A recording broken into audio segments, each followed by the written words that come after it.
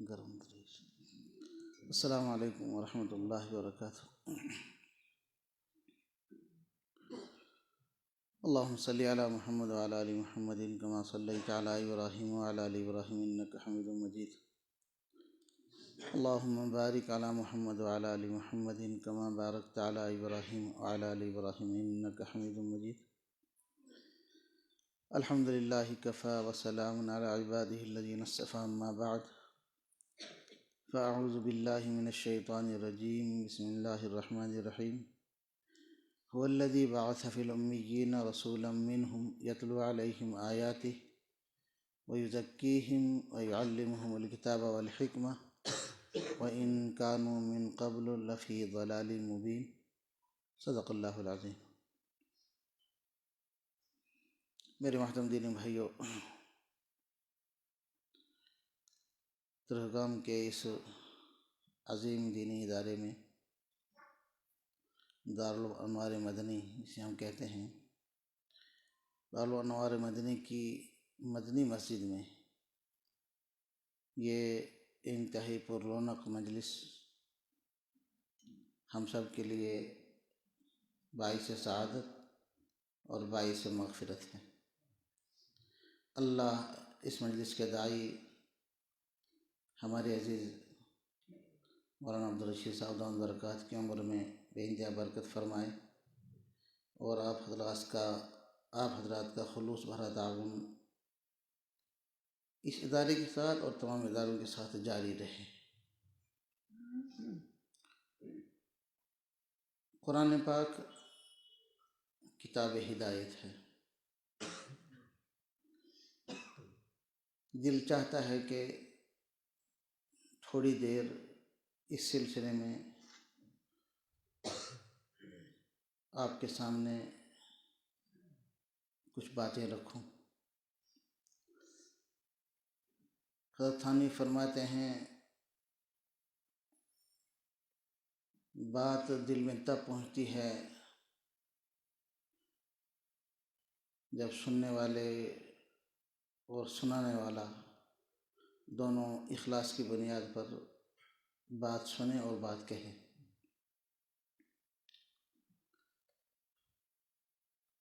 اللہ رب العالمین عالم کے بنانے والے ہیں۔ اللہ نے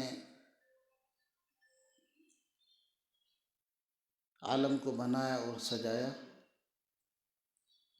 پھر اس عالم کے لیے ایک ایسی مخلوق کا انتخاب کیا جس کے لیے عالم کو بنایا، یعنی حضرت انسان۔ عالم میں جتنی چیزیں ہیں، جب ہم ان پر توجہ کرتے ہیں تو یہ ساری چیزیں حضرت انسان کے لیے ہیں۔ ان الدنیا خلقت لکم، آسمان ہمارے لیے، چاند ہمارے لیے، آفتاب ہمارے لیے، ستارے ہمارے لیے، مونسون ہمارے لیے، بارش بادل ہمارے لیے، دھوپ سایہ ہمارے لیے، سمندر ہمارے لیے، دریا جنگلات صحرا، یہ سب ہمارے لیے ہیں۔ ہم کس کے لیے ہیں؟ اللہ کے لیے۔ پھر اللہ رب العالمین نے انسانوں کو لانے کے جو سلسلہ شروع فرمایا، سب سے پہلے انسان، سب سے پہلے پیغمبر حضرت آدم علیہ السلام، وَبَثَّ مِنْهُمَا رِجَالًا كَثِيرًا وَالنِّسَاءَ۔ پھر اس کائنات پر انسانوں کے آنے جانے کا ایک سلسلہ شروع ہوا۔ اب ضرورت پڑی کہ انسانوں کی تعداد بڑھتی گئی،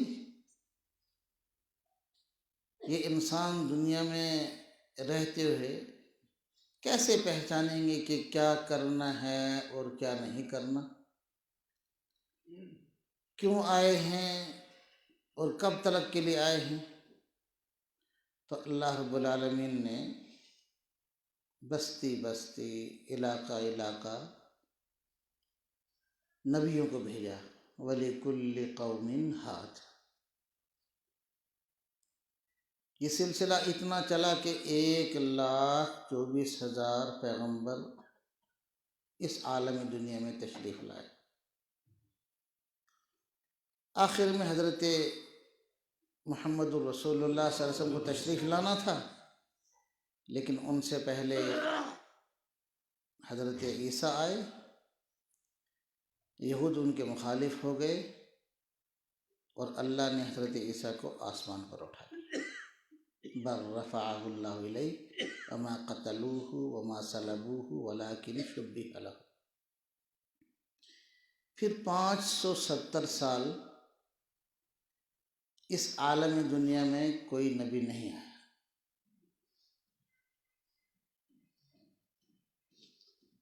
اندھیرا بڑھتا چلا گیا۔ یہ اندھیرا اتنا بڑا کہ بجائے خدا کو یاد کرنے کے اور عبادت کرنے کے پتھروں کی پوجا ہونے لگی۔ پھر جتنے کنکر اتنے شنکر۔ پھر اللہ کی بغاوت، سرکشی، نافرمانی اس حد تک بڑھی کہ شراب پینے کو عزت کا مقام سمجھا جانے لگا، اور پھر انسان کی سرکشی اتنی بڑھی کہ اپنے گھر میں پیدا ہونے والی بچی کو دفن کیا جانے لگا، یعنی اندھیرا ہو گیا۔ کشمیری میں کہیں گے سپور گئے اندھیرا، مشرق مغرب جنوب شمال۔ اللہ خود کہتے ہیں وَاذْكُرُوا نِعْمَةَ اللَّهِ عَلَيْكُمْ إِذْ كُنْتُمْ أَعْدَاءَ۔ تم اس دور کو یاد کرو جب تم ایک دوسرے کے دشمن تھے۔ انسان کا دشمن تھا۔ سچائی پر بدی کو غلبہ حاصل ہوا، محبت پر نفرت کو غلبہ حاصل ہوا، کمزور پر غالب کو غلبہ حاصل ہوا۔ اللہ اللہ ہیں، اللہ کب تک یہ دیکھتے رہتے؟ تو اللہ نے فیصلہ کیا کہ یہ اندھیرا چھٹنا چاہیے، دور ہونا چاہیے، نفرتوں کا ماحول محبت میں بدلنا چاہیے، اور بچیوں کو عفت، عزت اور زندگی ملنی چاہیے۔ لیکن ماحول اتنا بگڑ چکا تھا کہ انسانوں کے مزاج میں سوائے نفرت کے کوئی چیز تھی ہی نہیں۔ اس نفرت کا یہ حال تھا، اس سے آپ سمجھیں گے قرآن نے کیا کام کیا ہے، اس سے آپ سمجھیں گے محمد رسول اللہ کا کیا کنٹریبیوشن ہے، اس سے آپ سمجھیں گے رسول اللہ نے دنیا کو کیا دیا ہے۔ یہ نفرت کا ماحول اتنا بدلا، اتنا بڑا کہ دو ہمسایوں میں آپس میں کسی بات پر ناراضگی ہوتی ہے، ایک ہمسائے کی مرغی کا بچہ دوسرے ہمسائے کے آنگن میں چلا گیا، ایمن اس نے پان و صلاح کے مگر یہ اس نے انسانن کے ہیں کگر پوچھس کیا پتا ہے۔ یہ نادانی اور غلطی تو انسانوں نے کی تھی، مرغی کے بچے کو کیا پتا تھا بیچارے کو کہ یہ ماحول ہے۔ تو اس گھر کی مرغی کا بچہ اس آدمی کے صحن میں آیا، اس گھر کی عورت باہر نکلی، اس نے مرغی کے بچے کو پہچانا، یہ چنو سون، یہ ہمارا نہیں ہے، یہ ان کا ہے جن کے ساتھ ہماری نفرتوں کی جنگ چل رہی ہے۔ اس نے ایک کنکر اٹھائی، کائیں پھل، اس کو مارا۔ وہ ہاتھی نہیں تھا کہ بچ جاتا، گھوڑا بھی نہیں تھا کہ بچ جاتا، وہ تو ایک مرغی کا بچہ تھا، جو یہ کنکر لگی تو وہ کیا ہو گیا؟ مر گیا۔ تو وہ تو ایک مرغی کا بچہ مرا تھا، لیکن دماغوں میں نفرت اتنی گھسی ہوئی تھی، اس عورت نے بھی دیکھا کہ ہمارے ایک مرغی کا بچہ ان کے صحن میں مرا ہے، تو وہ یہ برداشت نہیں کر سکی کہ یہ اتنے طاقتور بنیں گے، ہماری مرغی کے بچے کو ماریں گے۔ اس نے چینخ ماری، اور عرب کا ایک لڑائی چھیڑنے کا انداز تھا کہ کپڑا پھاڑ دیا اور اپنے برادری کو کہا کہ تو چاوئی بچھائیں مسجد کو یہ حال، بس پھر کیا تھا۔ لکھا کہ 40 سال تک جنگ چلتی رہی۔ کتنے سال تک؟ کس بات پر؟ مرغی کے بچے پر۔ جو مرتا وہ یہ کہہ کر مرتا، خبردار صلح کر جنو۔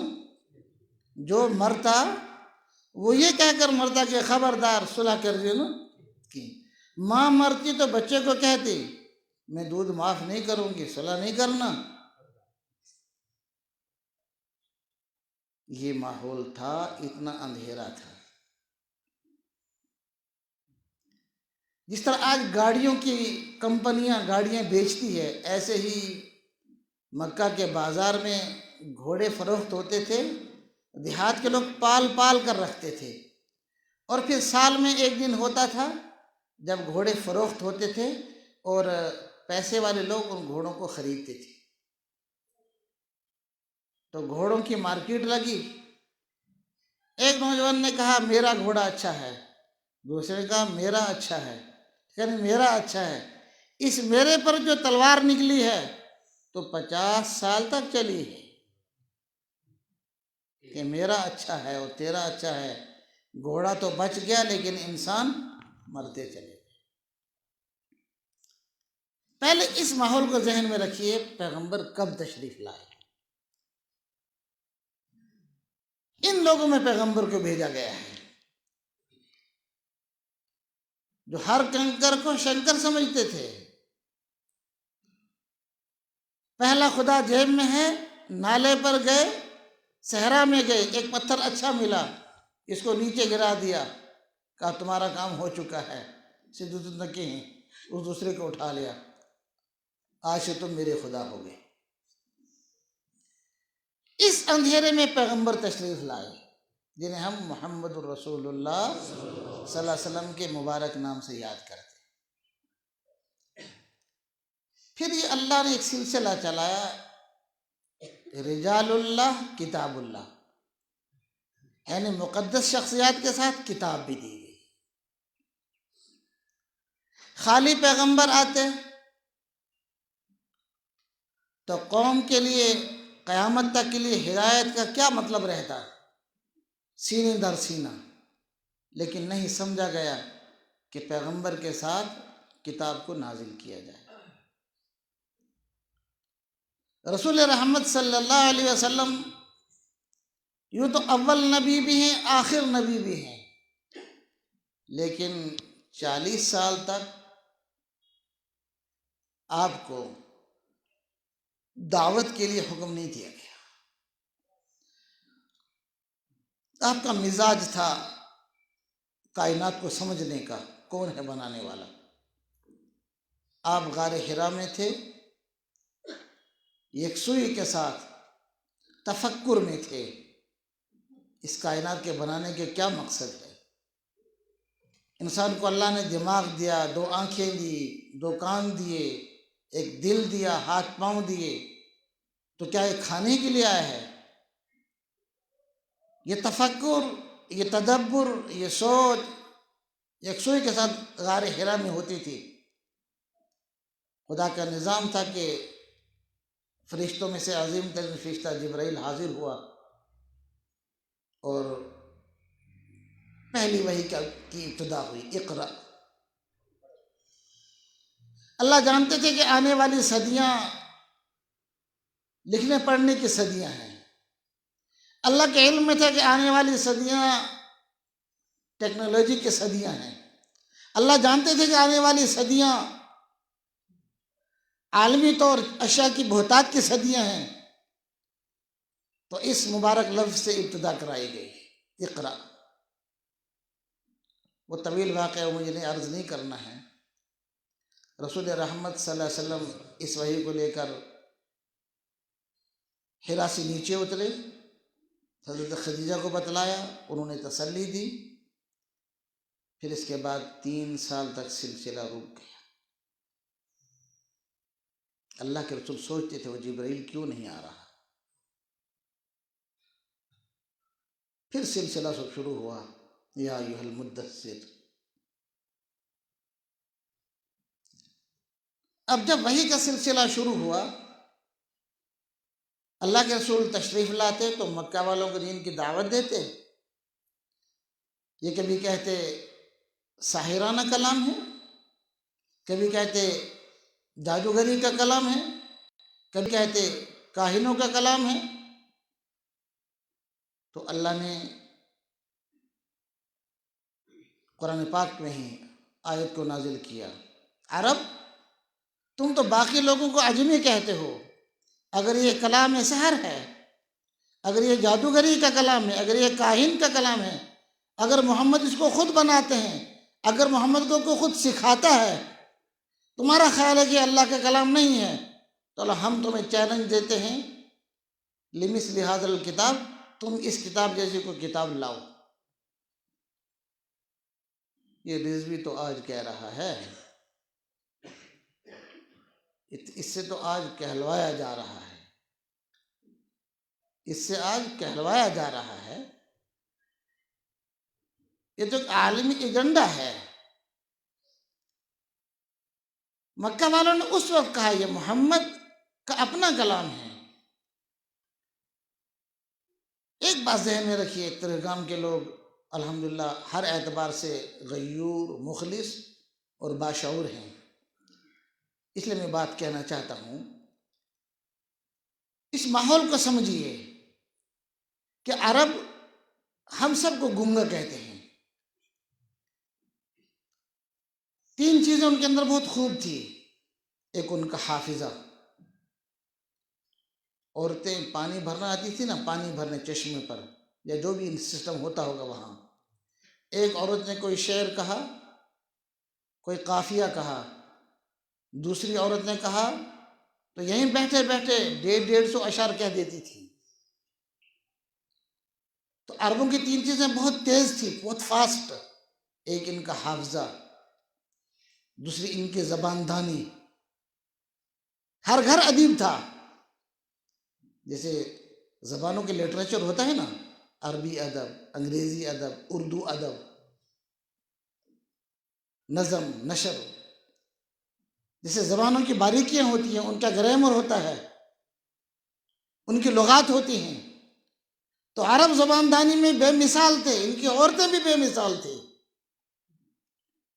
اور تیسری چیز عربوں کے اندر جو تھی وہ جنگجویانہ مزاج تھا۔ اس طرح ماننے والے نہیں تھے یہ کہ قرآن آیا اور مان لیا، نہیں، قرآن نے ان کو مسخر کیا، قرآن نے ان کو مجبور کیا کہ میں اللہ کا کلام ہوں۔ انہوں نے رسول اللہ کے چہرے کو دیکھ کر نہیں مانا، انہوں نے شعور کی بنیاد پر مانا۔ تو قرآن نے چیلنج دیا، ٹھیک ہے تم کہتے ہو محمد کا کلام ہے، تم کہتے ہو یہ جادوگری ہے، تم کہتے ہو محمد کو کوئی سکھاتا ہے، چلو ٹھیک ہے ہم چیلنج دیتے ہیں تم کو۔ حرم تک بات پہنچی، چونکہ اللہ کے حرم میں جاتے تھے، اللہ کے رسول نے جا کر آیت کو حرم میں پڑھا، مکہ کے چودھری بیٹھے، تو کہا بہت اچھا ہو گیا، ٹھیک ہے اب تو بات سمجھ میں آ گئی، ہمیں کتاب بناتے۔ ان کا خیال تھا یہ آسان ہے۔ تو اس وقت کے سب سے بڑے شاعر کو بلایا گیا، شعراء کے بھی گریڈ ہوتے ہیں نا، اس وقت کے سب سے بڑے شاعر کو بلایا گیا۔ اس سے کہا ہمارے یہاں محمد بن عبداللہ ہیں، وہ کلام پڑھتے ہیں، وہ ہمیں کہتے ہیں کہ اللہ کا کلام ہے، ہمارے یہاں کے لوکل شاعر جواب نہیں دے پا رہے ہیں، تم ایک کام کرو، تم اس کلام کا جواب لکھو، تمہاری کیا ڈیمانڈ ہے، چلو تمہاری ڈیمانڈ کے بغیر ہم ڈیمانڈ کرتے ہیں، اگر تم نے ایسی کتاب لکھ دی تو ترازو میں ایک طرف تم کو رکھیں گے، دوسری طرف سونا رکھیں گے، جتنا تمہارا وزن ہے اتنا سونا تم کو دیں گے، اور جو جتنا وقت تمہارا لگے گا اس سارے وقت کا خرچہ تمہاری فیملی کا ہمارے ذمہ ہے۔ طے ہو گیا، کمرہ دے دیا، رضوی تو آج کہہ رہا ہے کمرہ دے دیا، گھر میں راشن پہنچا دیا، کپڑے لتے پہنچا دیے، ملکوں سے اس کے لیے کاغذ منگائے گئے، اس لیے کہ حرم میں یا آس پاس میں اس کو کاغذ دستیاب نہیں تھا، کاغذ منگائے گئے، قلم منگائے گئے، یوں کہہ لیجیے اس کو ایک حال دے دیا گیا، لکھو۔ یہ 6 مہینے تک لکھتا رہا۔ کتنے مہینے تک؟ کیا لکھنا چاہتا تھا یہ؟ قرآن پاک کا جواب لکھنا چاہتا تھا۔ کتنے مہینے لکھتا رہا؟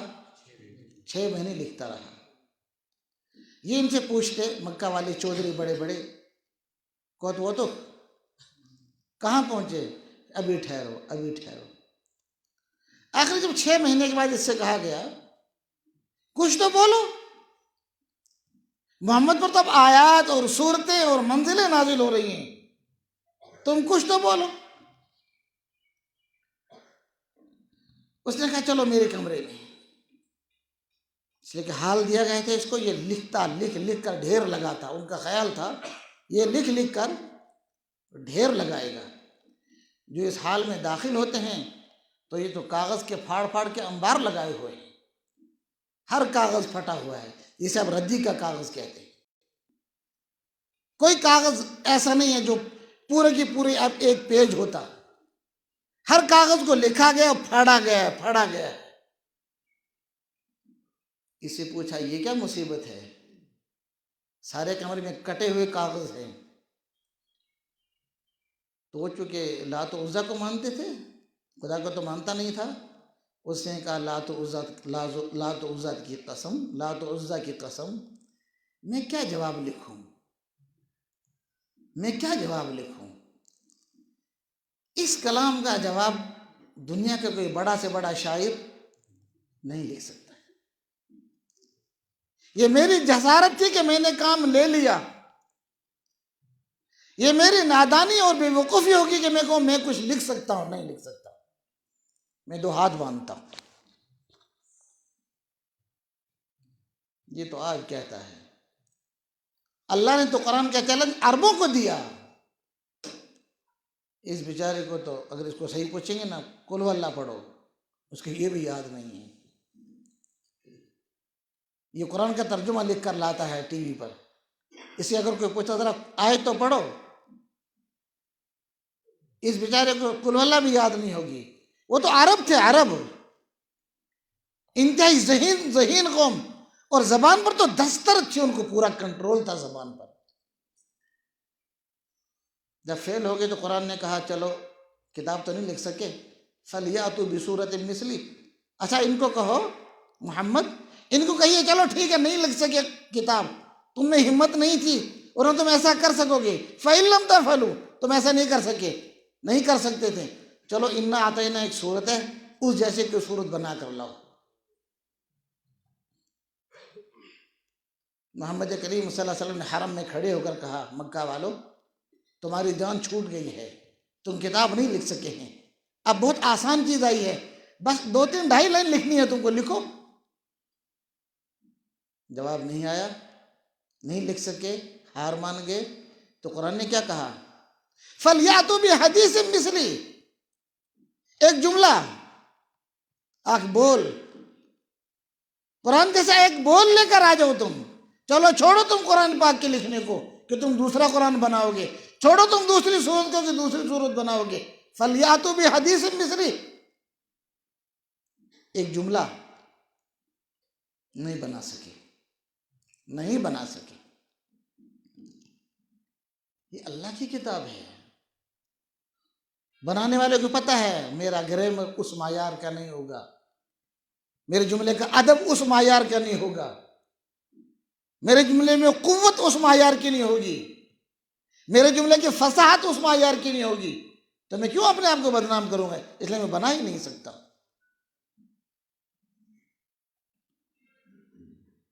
تو قرآن پاک نازل ہوا، 3 نزول کی ترتیب ہے۔ پہلے اللہ نے اس کو خود پڑھا، قرآن مخلوق نہیں ہے، خالق کا کلام ہے۔ اس پر بھی ایک امام نے بہت سزائیں اٹھائی ہیں، ان کا نام ہے امام احمد بن حنبل رحمۃ اللہ علیہ۔ باقی ہر چیز مخلوق ہے، آسمان مخلوق ہے، سمندر مخلوق ہے، جنگل مخلوق ہے، زمین مخلوق ہے، ہمارے شہر مخلوق ہیں، عالم کی ساری چیز مخلوق ہے، کلام مخلوق نہیں ہے، اللہ کا کلام ہے، اس لیے ہم اسے کہتے ہیں کلام اللہ۔ تو ترتیب کے اعتبار سے نزول کے 3 بار نزول نازل ہوا۔ پہلے اللہ نے خود پڑھا لوح محفوظ، اس میں اللہ نے اس کو محفوظ کر دیا۔ اللہ نے کیسے پڑھا؟ پورا اللہ کا پڑھا ہوا ہے، ہر لفظ اللہ نے خود پڑھا ہے۔ پھر لوح محفوظ سے ایک رات میں اس کو نازل کیا بیت عزت پر، آسمان پر۔ انا انزلناہ فی لیلۃ القدر، ہم نے اس کو لیلۃ القدر میں نازل کیا۔ پہلے اللہ نے خود پڑھا، لوح محفوظ میں اس کو محفوظ کر لیا، پھر اللہ نے یہاں سے اتارا، بیت عزت پر ایک رات میں اتار دیا۔ اب بیت عزت سے تیسری مرتبہ جو اترنا تھا، لِتَقْرَأَهُ عَلَى النَّاسِ، یہ جو تیسری بار نازل ہونا تھا، اس کے لیے قلب تلاش کیا گیا محمد الرسول اللہ کا۔ یوں بھی کیا کمی تھی رسول رحمت صلی اللہ علیہ وسلم کے قلب کی صفائی میں، لیکن 4 بار اللہ کے رسول صلی اللہ علیہ وسلم کے سینے کی سرجری ہوئی ہے، دل نکالا گیا ہے۔ پہلی بار بچپن میں جب دائی حلیمہ کے یہاں تھے، دوسری بار جب آپ 10 سال کے ہو گئے تب ایک اور سرجری ہوئی، تاکہ پیغمبر کے دل و دماغ میں لہو و لعب کی کوئی چیز داخل نہ ہو۔ تیسری بار جب قرآن کو نازل کیا جانا تھا، پھر ایک سرجری کی جبرائیل نے اللہ کے حکم سے، اور ایمان و حکمت کے موتی اندر داخل کی، تاکہ قرآن جب نازل ہو تو محمد اس کو برداشت کر سکیں۔ اس لیے کہ پہاڑوں نے انکار کر دیا، اِنَّا عَرَضْنَا الْأَمَانَةَ عَلَى السَّمَاوَاتِ وَالْأَرْضِ وَالْجِبَالِ فَأَبَيْنَ أَن يَحْمِلْنَهَا، آسمان کو کہا گیا، زمینوں کو کہا گیا، پہاڑوں کو کہا گیا، ہمیں قرآن نازل کرنا چاہتے ہیں، تم برداشت کرو گے؟ ہر ایک نے کہا نہیں، ہم نہیں کر سکتے۔ تو قرآن کے جو نزول ہونا تھا، اس کے لیے ایک دل چاہیے تھا، وہ دل پہلے سے موجود تھا محمد کریم کا، لیکن اس کے باوجود سرجری ہوئی ہے۔ جبرائیل نے سرجری کیسے کی؟ اپنے پر کے ذریعے۔ 600 پر ہیں جبرائیل کے، ایک پر اتنا بڑا ہے، اگر عالم پر پھیلا دیں گے تو جیسا ترامی سرپوش کو چھپا لیتی ہے، ایسے زمین دنیا چھپ جائے گی اس کے نیچے۔ یہ ایک پر ہے، ملائم ریشم سے زیادہ ہے۔ تو جبرائیل نے پر پھیرا، سینہ ادھر ادھر ہوا، قلب باہر نکالا، اس کو دھویا گیا، اس کو اور کچھ لگایا گیا، ہم سمجھ سکتے ہیں اس کو تیل لگایا گیا، روحانی تیل ہوگا، ایمان و حکمت کے موتی بھرے گئے، تاکہ جب قرآن کا نزول ہو تو محمد کا قلب اس کو برداشت کر سکے۔ یہ اتنی آسان چیز نہیں ہے جو لوگ سمجھتے ہیں کہ قرآن پڑھ رہے ہیں، نہیں۔ یہ جب نازل ہوتا تھا تو 70 ہزار فرشتے ساتھ آتے تھے، اور خود رسول رحمت صلی اللہ علیہ وسلم کی حالت اس وقت انتہائی عجیب ہوتی تھی۔ ایک صحابی حضرت معاذ، وہ فرماتے ہیں رسول رحمت صلی اللہ علیہ وسلم نے مجھے حکم دیا، معاذ مدینے کے مضافات پہ چلنا ہے، یہ فجر کے بعد کا وقت ہے، اشراق کے بعد کا وقت ہے۔ فرمایا اونٹنی مہیا کی گئی، سردی کا وقت ہے، اللہ کے رسول تشریف فرمائے اونٹنی پر، شفقت سے مجھے بھی کہا تم بھی سوار ہو جاؤ، میں بھی سوار ہو گیا۔ اونٹنی چل رہی ہے، صحیح سمت میں چل رہی ہے، صحیح حالت میں چل رہی ہے، اچانک میں نے دیکھا کہ اونٹنی کے قدم کپ کپا رہے ہیں، لڑکھڑا رہے ہیں، اور اللہ کے رسول صلی اللہ علیہ وسلم کے اس حصے پر، اس پورشن پر پسینہ نمودار ہوا۔ اب مجھے خطرہ ہوا اپنی جان کا نہیں کہ یہ اونٹنی اب گرے گی اور تب گرے گی اور اللہ کے رسول کو تکلیف پہنچے گی، لیکن ادباً میں بول نہیں سکا۔ یہ اونٹنی کبھی ایسے ہوتی، کبھی ایسے ہوتی، کبھی ایسے ہوتی۔ کچھ دیر یہ سلسلہ چلتا رہا اور میں گھبرایا رہا۔ اچانک اونٹنی اپنی حالت پر آ گئی، اللہ کے رسول صلی اللہ علیہ وسلم نے اپنے دستے پاک سے اپنی گردنوں کو صاف کیا، مجھ سے پوچھا بیٹے کیا دیکھا؟ میں نے عرض کیا میرے ماں باپ آپ پر قربانوں عجیب بات دیکھی کہ یہ اونٹنی اپنے آپ کو کھو چکی تھی، یہ گرنے والی تھی، اور آپ کے اس چہرے پر اور گردن پاک پر میں نے پسینہ دیکھا۔ فرمایا ہاں جبرائیل قرآن پاک کی ایک آیت لے کر آئے تھے، یہ اونٹنی اس کا بوجھ برداشت نہیں کر پا رہی تھی۔ سیدہ فرماتی سیدہ عائشہ اللہ کی جو باہر سے تشریف لائے، میں گھر میں بیٹھی ہوئی تھی، چونکہ گھر میں تکیہ تھا نہیں، میں بیٹھی تھی، بیوی شوہر کا مسئلہ ہے، اللہ کے رسول تشریف لائے، لیٹ گئے اور میری ران پر سر مبارک رکھا اور آنکھ بند کر لی۔ لمحہ گزرا ہوگا کہ اللہ کے رسول کا سر تو بہت ملائم ہوتا تھا جیسے ریشم ہے، لمحہ گزرا ہوگا کہ مجھے لگا کہ میری ٹانگ کے 2 ٹکڑے ہو گئے ہیں، اور میری آواز تو میں برداشت کر گئی کہ اللہ کے رسول کو تکلیف ہے، لیکن میری آنکھ سے آنسو نکلا، اللہ کے رسول کے چہرے پر پڑا۔ مجھے خیال ہوا کہ میری ٹانگ کے 2 ٹکڑے ہو چکے ہوئے ہیں۔ مشکل سے میں نے اپنے رونے کی آواز کو برداشت کیا، لیکن آنکھ سے آنسو گر چکا تھا۔ کچھ دیر کے بعد اللہ کے رسول نے آنکھ کھولی، سر مبارک بالکل نرم ہو چکا تھا۔ پوچھا عائشہ کیا ہوا؟ عرض کہ اللہ کے رسول ابھی کچھ عجیب معاملہ ہوا، آپ کا جسم مبارک تو ہلکا ہے اور سر مبارک تو بہت ہلکا ہے، لیکن کچھ لمحے کے لیے مجھے لگا کہ میری ٹانگ کے 2 ٹکڑے ہو گئے، آپ کے سر بھاری ہو گئے۔ کہاں جبرائیل قرآن پاک کی ایک آیت کا ٹکڑا لائے تھے، 1-2 بول لائے تھے، ایک آیت لائے تھے، شاید تم نے اس کا بوجھ محسوس کیا ہے۔ اللہ چاہتے تو یہ ایک بار نازل کر دیتے، لیکن ضرورت نہیں تھی۔ اللہ پاک ضرورت کے اعتبار سے نازل کر، جیسی جیسی ضرورت پڑتی گئی اس کا نزول ہوتا چلا گیا۔ جب یہ لوح محفوظ میں تھا، جب یہ بیت عزت پر تھا، تو سینے پر ایک بار نازل کر دیتے۔ علماء نے لکھا اگر سارے سینوں کو جمع کیا جائے اور پھر قرآن کی آیت نازل ہو تو پھٹ جائیں گی۔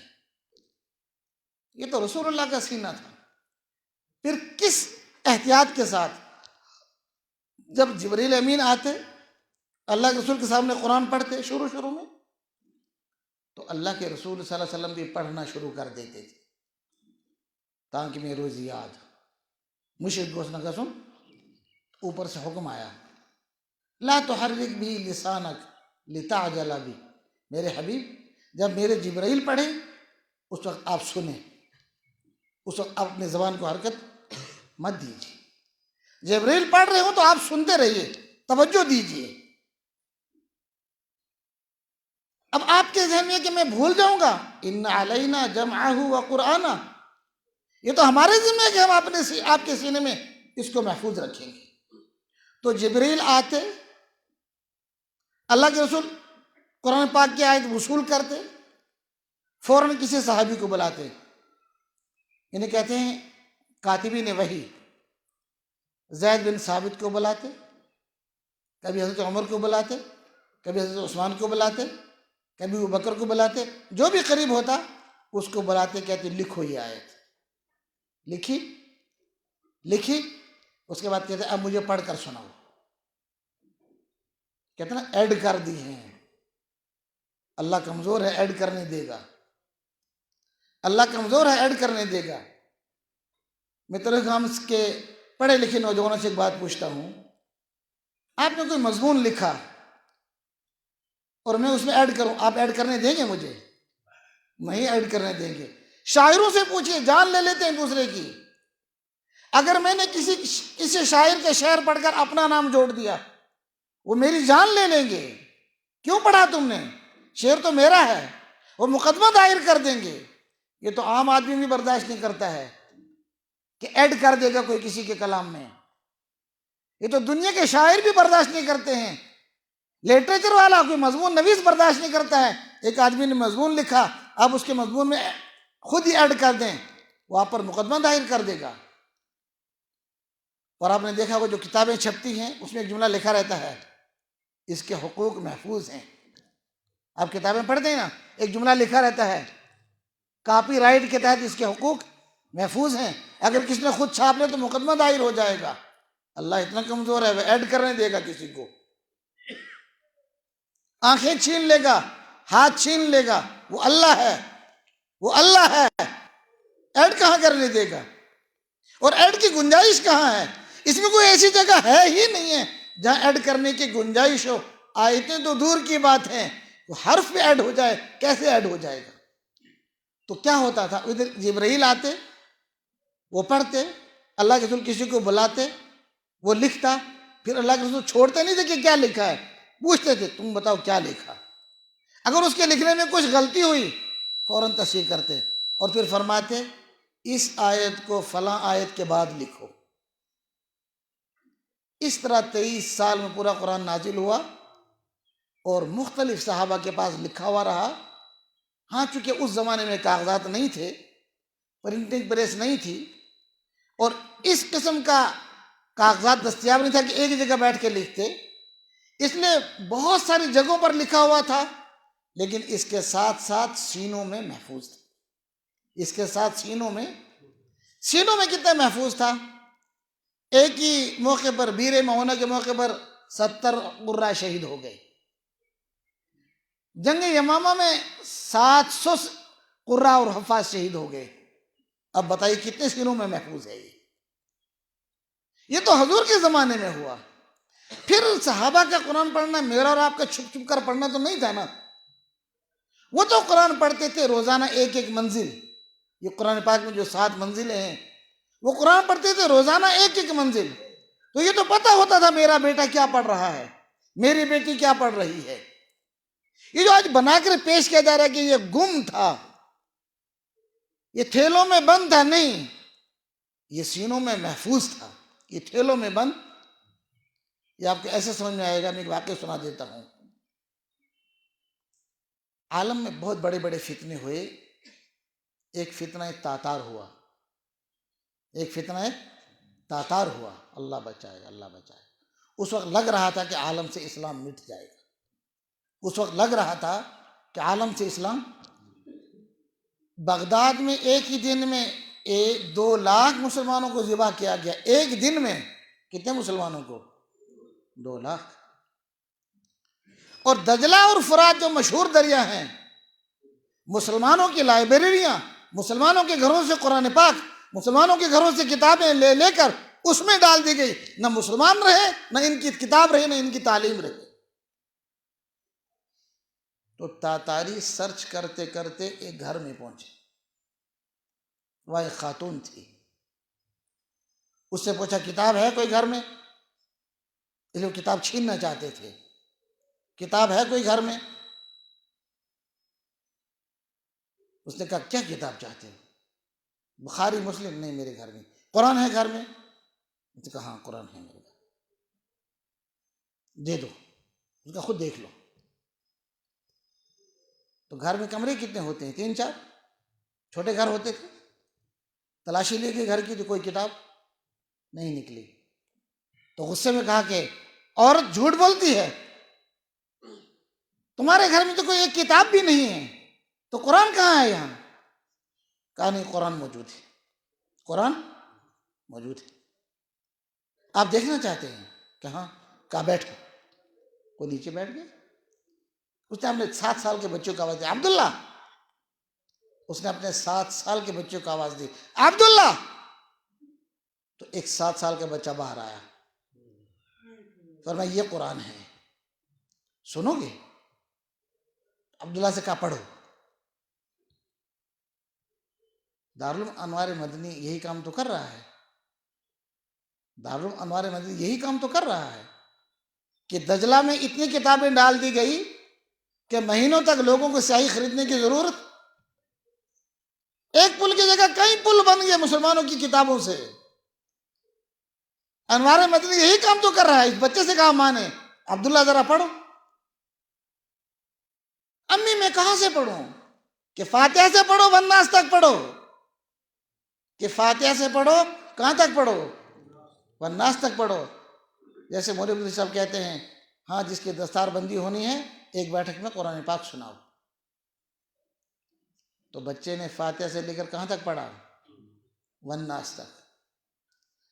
ترغام کے بھائیوں کو سنانا یہ چاہتا ہوں، دل سے سنیں. کیا سنانا چاہتا ہوں؟ اس عورت نے پوچھا دجلہ میں لاکھوں کتابیں ڈالنے والوں، تمہیں کیا ملا؟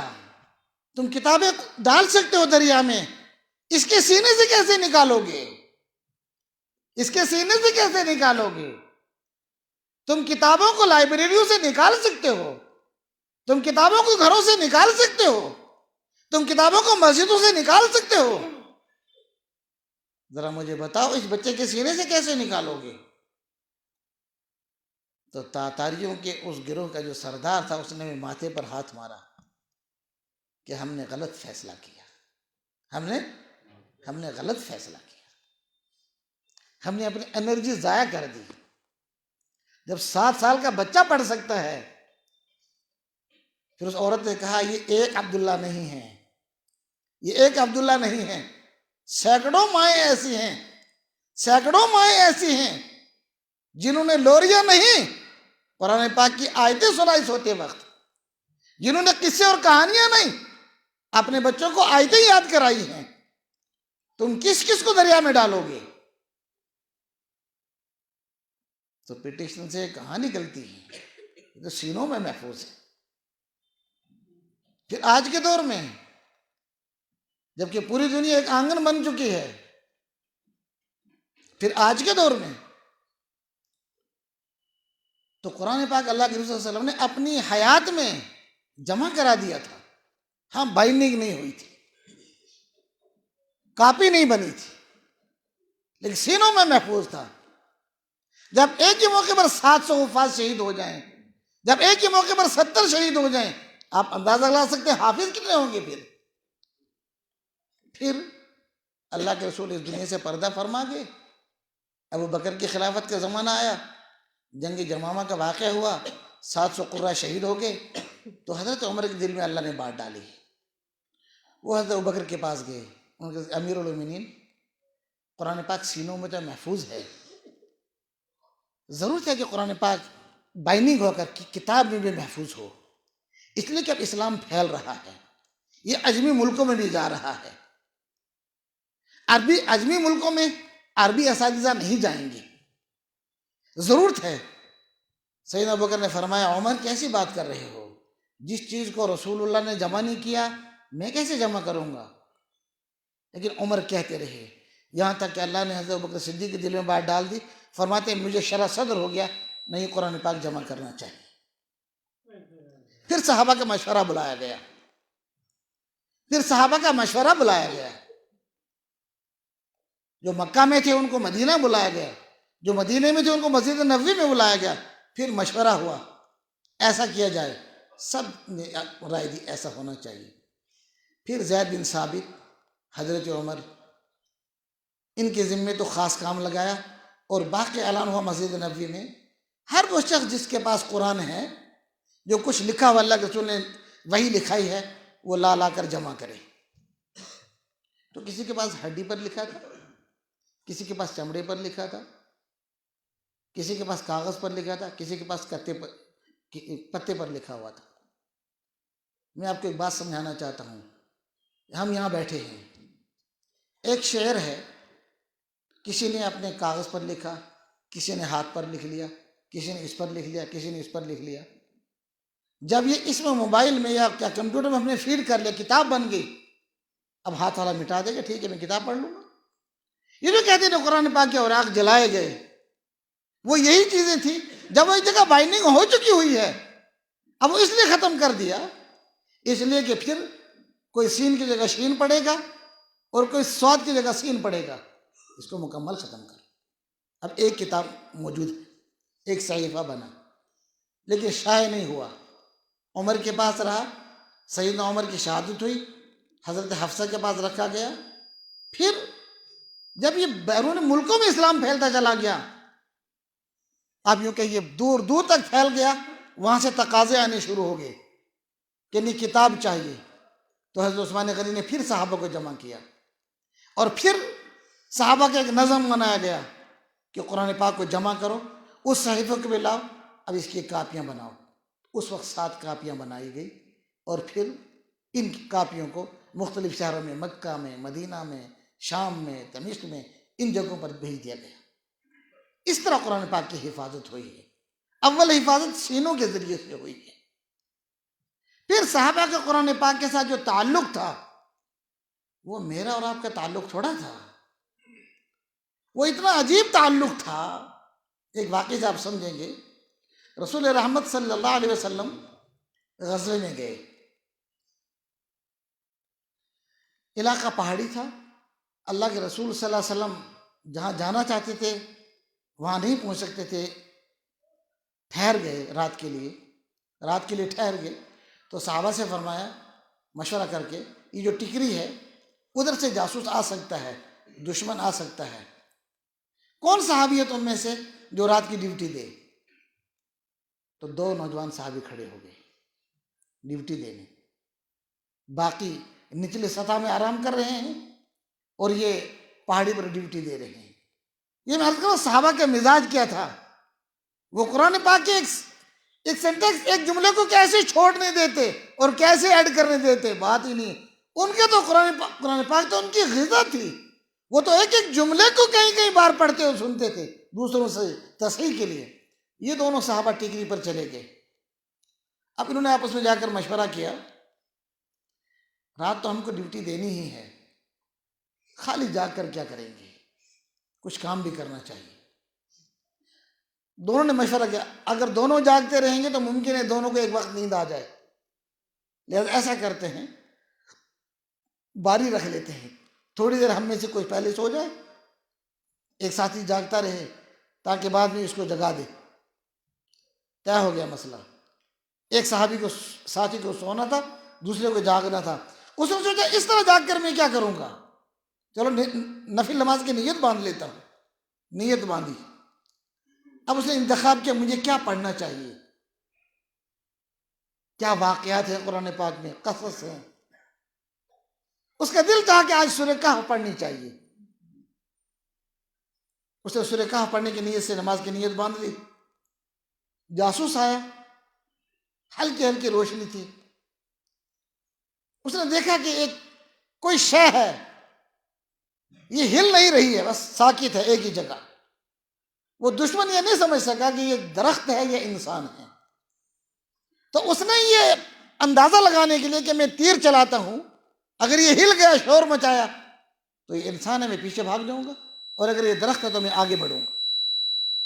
اس نے صحابی کا نشانہ باندھا اور تیر لگایا، لیکن وہ تو کہیں اور مست تھے، ادھر تیر لگا،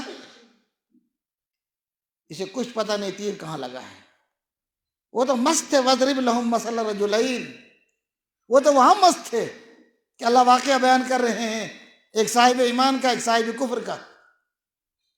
دوسرا لگا، کچھ نہیں ہوا، تیسرا لگا، کچھ نہیں ہوا، چوتھا تیر لگا تو خون کی جو دھار نکلی ہے وہ اس آدمی کے چہرے پر پڑ گئی۔ الوش بارش ہو رہی ہے، اس نے ایسے دیکھا تو اس نے چکناہٹ دیکھی، عرب تو ویسے بھی ذہین ہے، اس نے ایسے دیکھا تو چکناہٹ دیکھی، دیکھا خون ہے، اس کو حرکت دی۔ انہوں نے جلدی سلام پھیرا، پوچھا کیا بات ہے؟ کہا دشمن نے تم پر حملہ کر دیا ہے، تمہیں پتہ بھی نہیں چلا ہے؟ کہا کہاں حملہ کیا ہے؟ کہا تمہاری ٹانگ سے خون نکل رہا ہے۔ تو کیا جملہ کہا؟ یہ ظالم آ گیا ہے، مجھے سورہ کہف مکمل نہیں کرنی تھی، یہ ظالم آ گیا ہے، مجھے سورہ کہف مکمل۔ ہماری صفوں میں تو چیونٹی گھوم جائے تو ہم صفیں تتر متر ہوتی ہیں، اور اگر چوہا گھس جائے تو بات ہی نہیں ہے، شیر آ جائے تو بستی چھوڑ دے گی نا ہم۔ وہاں تیر پر تیر لگ رہے ہیں، کچھ نہیں ہو رہا ہے۔ تلیت علیہم آیاتہ زادتہم ایمانا، ان کی پہچان یہ تھی جب ان کے ساتھ جو تلاوت کرتے تھے ان کے ایمان میں اضافہ ہوتا تھا، انہیں بھوک لگتی تھی تو تلاوت کرنے بیٹھ جاتے تھے۔ وہ غم زدہ ہوتے تو تلاوت کر لیتے، انہیں پریشانی ہوتی تو تلاوت کر لیتے۔ اس صحابی نے کیا کہا رسول اللہ کو، جس کے گھر سے فرشتے صبح جا رہے تھے، اللہ کے رسول میں رات تہجد کی نماز پڑھ رہا تھا۔ صحابہ کا تو مزاج تھا رات کو اٹھ کے اللہ اللہ کرنا، تو گھر چھوٹے چھوٹے، آپ میں سے وہ بزرگ جو کبھی نیور گئے ہوں انہوں نے دیکھا ہوگا، بکر والوں کے، بینک میں جانے والوں کے چھوٹے چھوٹے کوٹھے ہوتے ہیں، ادھر بکری ہے، گھوڑا ہے، ادھر بسیرا ہے۔ ایسا ہی صحابی کا چھوٹا سا مکان، ادھر گھوڑا بندھا ہوا ہے، ادھر ایک پلنگ ہے، ادھر بچہ لیٹا ہوا ہے، ادھر خود لیٹے ہوئے ہیں، ادھر خود لیٹتے تھے، اس وقت تہجد کی نماز پڑھ رہے ہیں۔ اب جو ہی رات تو رات ہوتی ہے، جب آدمی کا اللہ سے تعلق ہوتا ہے تو آدمی مستی میں آ جاتا ہے، تو تلاوت میں جو اپنی آواز کو بلند کرتے تو گھوڑا کبھی پیر نیچے رکھتا، کبھی پیر اٹھاتا، کبھی نیچے رکھتا، کبھی پیر اٹھاتا۔ اب ان صحابی کو خطرہ ہوا ایسا نہ ہو یہ گھوڑا جب پیر اٹھائے تو اس بچے کے اوپر رکھ دے۔ انہوں نے اپنی آواز کو پست کیا، یہاں تک کہ مسجد نبوی میں فجر کی اذان ہوئی، انہوں نے کھڑکی سے دیکھا جو روشن دان ہوگا کہ ان کے گھر سے لے کر آسمان تک بجلی ہی بجلی ہے، تارے ہی تارے ہیں۔ ان کو وہ تعجب ہوا، یہ کیا ہے؟ فجر کی نماز کے لیے مسجد نبوی میں تشریف لے گئے، وہاں عرض کیا اللہ کے رسول آج ایسا ہوا، میں تہجد کی نماز میں قرآن پاک پڑھ رہا تھا، دل چاہا ذرا زور سے پڑھوں لیکن میرا گھوڑا بگڑ گیا، وہ کبھی پیر کو نیچے کرتا، کبھی اوپر کرتا، کبھی پیر اٹھاتا، کبھی پیر رکھتا۔ اور پھر میں نے بعد میں یہ دیکھا کہ میرے کھڑکی سے میں نے دیکھا کہ میرے گھر سے آسمان تک ایک نور ہی نور ہے۔ حضور نے فرمایا صلی اللہ علیہ وسلم، وہ گھوڑا یوں ہی اپنے پیروں کو نہیں ہلا رہا تھا، دراصل تمہارا قرآن سننے کے لیے فرشتوں کی قطاریں لگ گئی تھی، وہ گھوڑا ان کو جگہ دینا چاہتا تھا، جگہ تنگ تھی۔ پھر فرمایا اگر تم پڑھتے رہتے تو مدینے کے لوگ آج فرشتوں کو مدینے میں دیکھ لیتے ان آنکھوں سے۔ اس لیے علماء نے لکھا حدیث کی روشنی میں، آدمی جب قرآن پڑھتا ہے نا تو فرشتہ بوسہ دیتا ہے آدمی کو۔ ایک ہی فرشتہ حافظ ہے بس، جبرائیل، باقی فرشتے قرآن پاک نہیں پڑھ سکتے ہیں، ان کی تسبیح کچھ اور ہے۔ قرآن پاک اس امت کو دیا گیا ہے۔ فرشتے کتنی پاکیزہ مخلوق ہے، قرآن پاک اللہ نے ان کو نہیں دیا ہے۔ ان میں ایک ہی فرشتہ جبرائیل جو حافظ ہے، باقی فرشتے سارے نادر خان بھی نہیں۔ یہ اللہ نے آپ کو دیا، آپ کے بچے حافظ ہیں۔ دارالعلوم انوار مدنی کو حالات کے آئینے میں سمجھیے، دنیا کے آئینے میں سمجھ میں نہیں آئے گا، عالم کے جو حالات ہیں ان میں سمجھیے۔ اس چیز کی کتنی ضرورت ہے کہ یہ زبانی یاد کرایا جائے، اس کی کتنی ضرورت ہے کہ اس کے معانی، اس کی حکمتیں، اس کے رموز قلوب میں اتارے جائیں۔ میرے ایمان والے بھائیوں، ان اداروں کی قدر کر لیجیے۔ باقی رہا پیسہ، تو پیسہ تو نزلے اور زکام پر بھی لگتا ہے۔ تھوڑی سی پھڑے پھنسی بگڑ جائے تو پیسے کتنے لگتے ہیں۔ ایک تھوڑا سا سس، ایک تھوڑی سی گٹلی اندر پیدا ہو جائے تو آدمی کہاں سے کہاں پہنچ جاتا ہے۔ پیسہ کس کا نہیں لگتا ہے، لیکن سعادت مند ہے وہ مومن جس کا پیسہ دینی ادارے پر لگ جائے، طالب علم کے بنانے پر لگ جائے، ادارے کے بنانے پر لگ جائے۔ اس پیسے کی قدر کل آئے گی۔ علماء نے لکھا کل کچھ لوگ جن کو اللہ کہیں گے حفاظ کھڑے ہو جائیں، حفاظ کھڑے ہو جائیں گے، اللہ کہیں گے فلاں تم بھی کھڑے ہو جاؤ، تم بھی کھڑے ہو جاؤ، تم بھی کھڑے ہو جاؤ، تم بھی کھڑے ہو جاؤ۔ لوگ سمجھیں گے یہ کیسے کھڑے ہو گئے، یہ سبزی بیچتا تھا، یہ لوہا بیچتا تھا، یہ دفتر جاتا تھا، یہ کھیت جاتا تھا، یہ کہاں حافظ ہے؟ ان کو تو میں نے مانا یہ حافظ ہے، یہ حافظ ہے، یہ حافظ ہے، لیکن ہماری بستی کا ایک سبزی فروش بھی کھڑا ہو گیا ہے، اللہ نے اس کو بھی کھڑا کر دیا ہے۔ تو لوگ سوچیں گے، اللہ کے سامنے جرات تو نہیں کریں گے کہنے کی، سوچیں گے ان کو کس بنیاد پر حفاظ کے لائن میں کھڑا کر دیا۔ تو اللہ علیم بذات الصدور ہیں، اللہ بھانپ لیں گے، جان لیں گے۔ اللہ فرمائیں گے میرے بندو تمہیں تعجب ہو رہا ہے ہم نے ان کو کیوں کھڑا کیا حفاظ میں؟ دراصل ان کے تعاون سے یہ حافظ بنے تھے، ان کے تعاون سے یہ حافظ بنے تھے، انہوں نے حفاظ کے بنانے میں بڑا اہم رول ادا کیا تھا۔ آج ہم ان کی عزت افزائی کر رہے ہیں، ہم ان کو بھی جو ہے چھوڑنا نہیں چاہتے ہیں جن کے تعاون سے حافظ بنے تھے۔ کریڈٹ ان کو بھی دیں گے جن کے تعاون سے ادارے چلتے۔ تو ادارہ الحمدللہ، یہ ادارہ خصوصاً الحمدللہ روبہ ترقی ہے، گامزن ہے اپنے سفر کی طرف، لیکن اس کا سفر کب تک ہے؟ قیامت تک، صبح قیامت تک کا سفر ہے یہ۔ آپ پوچھیں گے روز چندہ مانگتے ہیں؟ ضرور تھی، اور میں کبھی کبھی کہتا بھی ہوں کس کے لیے مانگتے ہیں؟ آپ کے لیے۔ ہم آپ سے چندہ مانگتے ہیں کس کے لیے؟ آپ کے لیے۔ ایک موٹی سی مثال دوں گا، آپ نے روپے 2000 دیے، آپ نے روپے 2000 دیے، بھائی عبدالرشید صاحب نے مانگے یا میں نے مانگے، چندہ دو جی، آپ نے 2000 دیے، کس کے اکاؤنٹ میں گئے یہ؟ آپ کے یا میرے؟ آپ کے اکاؤنٹ میں چلے گئے نا۔ ثواب کس کے اکاؤنٹ میں گیا؟ آپ کے اکاؤنٹ میں گیا نا۔ ہم آپ کے لیے تو مانگ رہے ہیں، یہ جو ہم آپ سے 2000 روپے آپ نے دیا، کرنسی ہمارے ہاتھ میں آ گئی، لیکن ثواب کس کے ہاتھ میں چلا گیا؟ ثواب تو آپ کے اکاؤنٹ میں چلا گیا ہے۔ تو کل کرنسی چلے گی یا ثواب چلے گا؟ کل ثواب چلے گا، یہ کرنسی نہیں چلے گی کل۔ یہ 2000 تو آپ کے اپنے اکاؤنٹ میں چلے گئے ہیں، تو آپ کو ناراضگی کس بات پر ہے؟ آپ کو ملال کس بات پر ہے؟ ایسجیت یوتھ، یہ تو آپ کے اپنے اکاؤنٹ میں جا رہا ہے۔ ہم تو پکڑتے ہیں خالص، بینک کا کیشر کیا کرتا ہے؟ پکڑتا ہی تو ہے نا، کہ اس کے اکاؤنٹ میں جاتا ہے۔ یہ کس کے اکاؤنٹ میں جاتا ہے؟ جو بھرتا ہے، جو اپنا اکاؤنٹ لکھتا ہے، اسی کے اکاؤنٹ میں تو جاتا ہے نا۔ تو جو ادارے مانگتے ہیں کس کے اکاؤنٹ میں جا رہا ہے؟ یہ آپ کے اپنے اکاؤنٹ میں جا رہا ہے۔ یہ لگتا ہے کہ ہم نے کسی کو دیا ہے، یہ آپ کے اپنے اکاؤنٹ میں جا رہا ہے۔ اور دوسری بات میں اکثر عرض کیا کرتا ہوں، آپ مال دیتے ہیں، آپ مال دیتے ہیں، ہم افراد دیتے ہیں۔ آپ مال دیتے ہیں، ہم افراد دیتے ہیں۔ آپ نے مال دیا، انہوں نے 10 حافظ دے دیے، تو سودا تو آپ کا سودا تو سستا رہا آپ کے لیے۔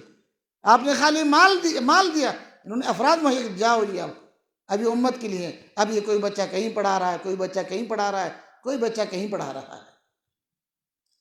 تو قرآن پاک بہت احتیاط کے ساتھ آسمان سے نازل ہوا، بڑی احتیاط کے ساتھ لکھا گیا، اور بہت زیادہ احتیاط کے ساتھ سینوں میں محفوظ کیا گیا۔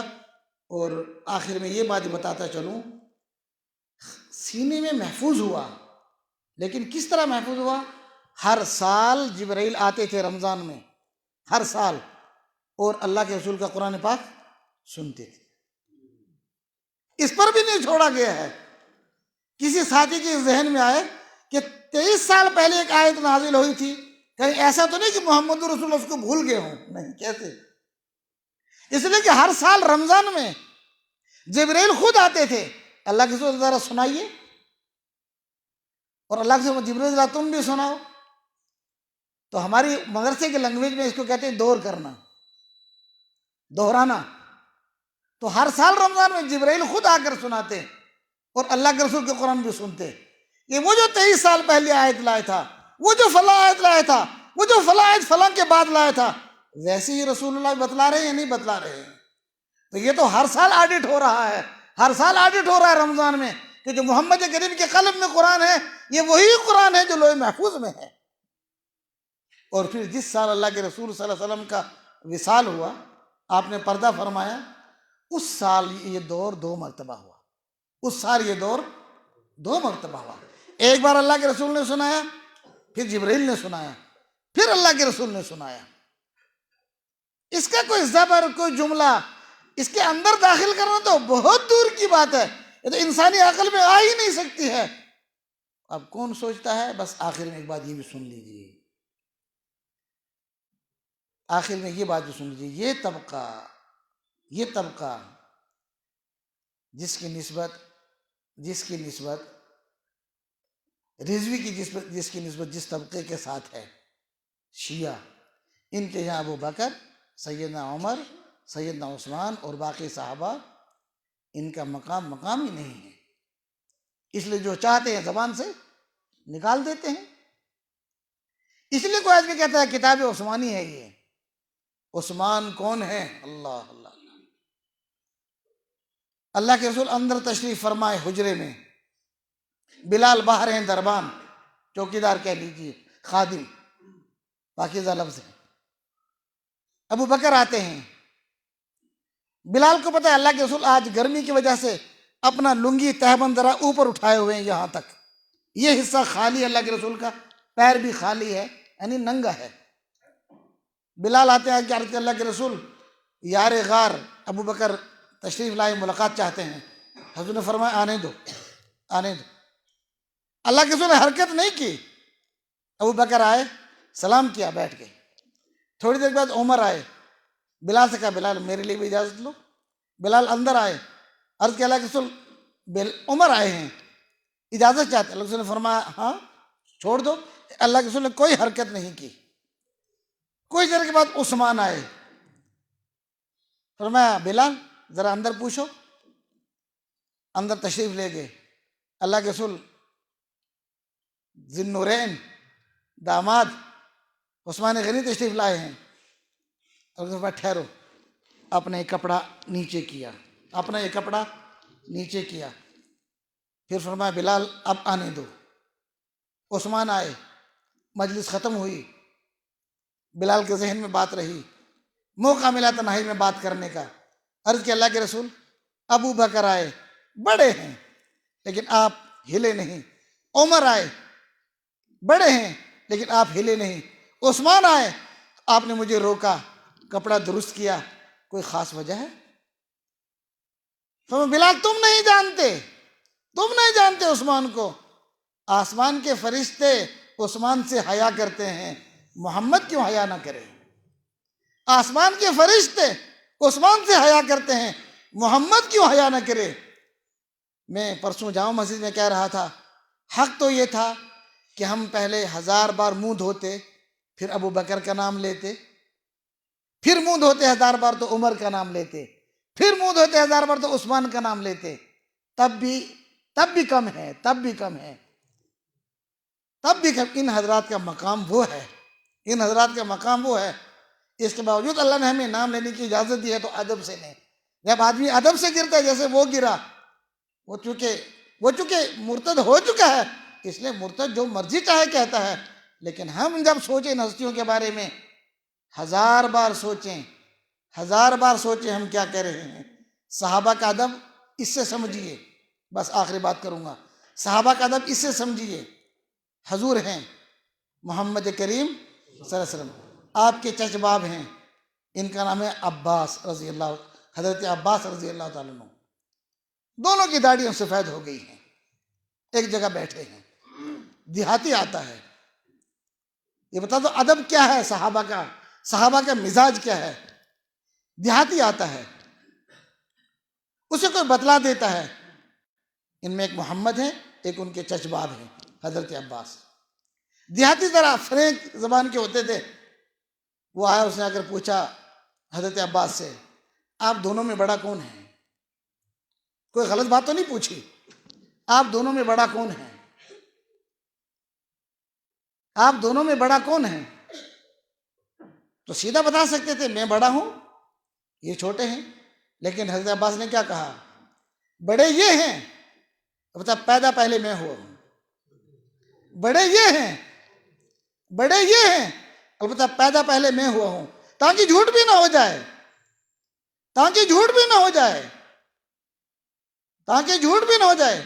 دیہاتی پوچھ رہا آپ دونوں میں بڑے کون ہیں؟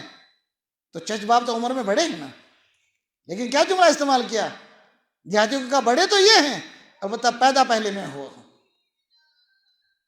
یعنی پیدائش تو میری ہوئی ہے لیکن یہ کوئی بڑا پن نہیں ہے، بڑے یہی ہیں۔ حضرت عمر اور حضرت ابو بکر صدیق کوئی کام کرتے تو عمر کیا کہتے تھے؟ میں ابو بکر صدیق کے ساتھ تھا، یہ نہیں کہ میں نے کام کیا ہے، نہیں، میں ابو بکر صدیق کے ساتھ تھا، بات انہوں نے ہی کی۔ میرے ایمان والے بھائیوں، یہ دین بہت زیادہ احتیاط کے ساتھ، وقت نہیں ہے میں نے بتایا تھا، بہت زیادہ احتیاط کے ساتھ ہم تک پہنچا ہے۔ اور قرآن کی ذمہ داری تو خود اللہ نے لی ہے، انا نحن نزلنا الذکر وانا لہ لحافظون. یہ تو اللہ نے بار بار تماشا دکھایا ہے، خود تاتار کو بغداد میں دکھایا اور ایک عورت کے ہاتھ دکھلایا. اس نے کیا کہا ان تاتاریوں کو؟ تمہیں کیا ملا ہے ہمارے کتب خانے دریا میں ڈال کر؟ تم کیوں خوش ہو رہے ہو کہ ہم نے قرآن چھین لیا ہے؟ اس بچے سے کیسے چھینو گے تم؟ تو انوار مدنی کے بچوں سے کیسے چھینے گا کوئی قرآن پاک؟ ان کو تو ٹریننگ، ان کو تو تربیت دی گئی، سمجھایا گیا ہے کہ تم ایک ایک شفٹ میں، ایک ایک مجلس میں قرآن پاک پڑھو، تب تمہارے سر پر یہ دستار سجائی جائے گی. اللہ پاک اس ادارے کو پھلتا اور پھولتا رکھے. وآخر دعوانا الحمدللہ رب العالمین.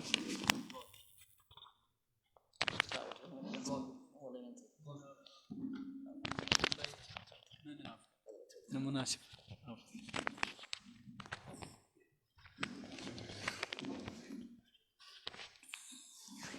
اللہم صلی علی محمد وعلی آل محمد کما صلیت علی ابراہیم وعلی آل ابراہیم انک حمید مجید. اللہم بارک علی محمد وعلی آل محمد کما بارکت علی ابراہیم وعلی آل